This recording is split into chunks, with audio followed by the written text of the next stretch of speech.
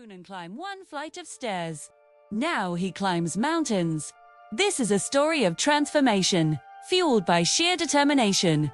In the bustling city of Ridgeport lived Marcus Hale, a man known by everyone, but mostly for the struggles he tried so hard to hide. Just 35 years old, Marcus weighed over 400 pounds, and daily life felt like an uphill battle. Just walking to the bus stop left him breathless. Climbing a single flight of stairs made his chest burn. He learned to avoid mirrors, photos, and anything that reminded him of the man he saw. But the hardest part wasn't the weight. It was the crushing feeling of being trapped inside a body that didn't feel like his own. Marcus had tried everything before: shakes, pills, programs, all promising a quick fix.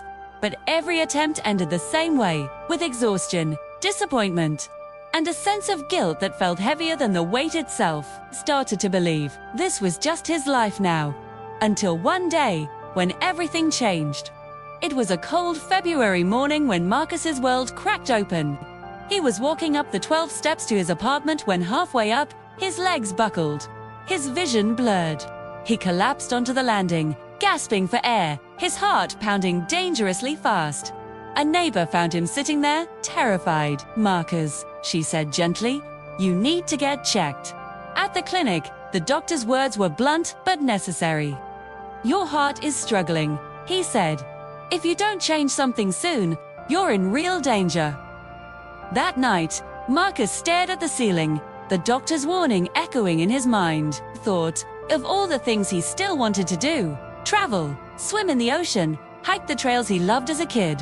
For the first time in years, he whispered to the darkness, "I'm not done, not yet." And in that quiet moment, his new life began. Marcus didn't join a gym or start an extreme diet. His first step was simple, yet monumental. He took one slow walk down the block. It took him nearly 15 minutes just to reach the corner. His legs burned, and sweat dripped down his back. He wanted to quit a dozen times, but he didn't. Tomorrow, he promised himself, "I'll go a little farther." Day after day, Marcus walked. Some days it was just a little, other days he surprised himself. Every step felt like he was reclaiming a piece of his own life. He also started cooking for the first time simple, fresh meals. He gave up soda, then fast food, then late-night snacks. He didn't do it all at once, but bit by bit, he was carving away the life that was hurting him. And slowly, the weight began to shift. 10 pounds, then 20, then 50. He didn't celebrate with food. He celebrated with longer walks. 6 months later, something extraordinary happened. Marcus jogged. It wasn't fast or graceful, but he was doing it. The man who once could unclimb a flight of stairs had just run for the first time since he was a kid. He laughed until he cried, right there on the neighborhood trail. From that day on, jogging became running, and running became his passion. 1 year into his journey, Marcus had lost over 150 pounds. He felt stronger, lighter, and more alive than ever. But he had one more dream to conquer, one he once considered impossible: Mount Beacon, the towering mountain just outside the city. He'd always said he'd climb it someday, and that day had finally come. At sunrise, with a backpack of water and pure determination, Marcus began his climb. It was tough, his legs shook, and his breath quickened. But step by step, he pushed upward. 2 hours later, he stood at the summit. As the wind rushed around him and the city stretched out below, tears streamed down his face. He whispered, "I did it.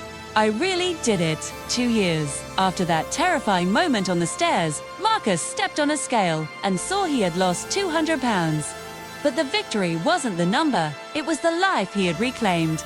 Today, he climbs mountains, runs 5 kiloseconds, and even coaches a small walking group, helping others take their own first step. When people ask how he did it, his answer is always the same: "I didn't focus on losing weight, I focused on showing up." Every single day. On his wall, Marcus keeps a photo of the man he used to be. Not to shame him, but to honor him.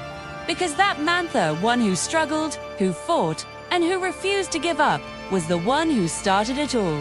Thanks for watching. If Marcus's story inspired you, Please like, share, and subscribe for more content that celebrates the human spirit.